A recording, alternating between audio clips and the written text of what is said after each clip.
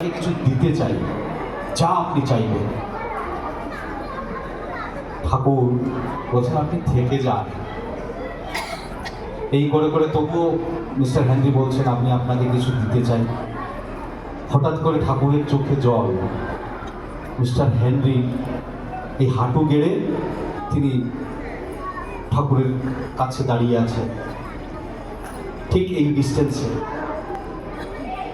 ঠাকুর বলছেন আপনি আমেরিকায় ফিরে গিয়ে যেদিন আমাকে খবর দেবেন যে আপনি সবাইকে নিয়ে ভালো আছেন, আপনি আপনার পরিবার পরিজন সবাইকে নিয়ে ভালো আছেন, that day I will be the richest man in the world. আমি ওই দিন পৃথিবীর সবচেয়ে ধনী ব্যক্তি হব। হাউজার ম্যানদা এখানে দাঁড়িয়ে দাঁড়িয়ে সব শুনছে।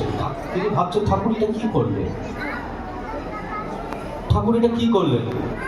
যে সব দিতে চাইছিল তার কাছে কিছু চাইলেন না। তারপর মিস্টার হেনরি, তারও চোখে জল, ঠাকুরকে ছেড়ে চলে যেতে হবে। তিনি প্রণাম করে উঠলেন। আবার ঠাকুর হাউজার ম্যানদাকে বলে দিলেন এই কলকাতা এয়ারপোর্টে গিয়ে ছেড়ে আসবে। হাউজার ম্যানদা, তার তো একটাই উদ্দেশ্য, টাকা তো আর পেলেন না, তিনি যাচ্ছেন। আবার ঠাকুরের প্রতিও তার একটা মনের ইয়ে হয়েছে যে আরে ঠাকুর তো কিছু চাইলেন না, সব দিতে চাইছিল।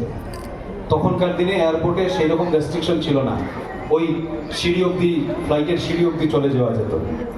তো হাউজার ম্যানদা তাকে নিয়ে চলছেন, সিঁড়ি অব্দি গেছেন।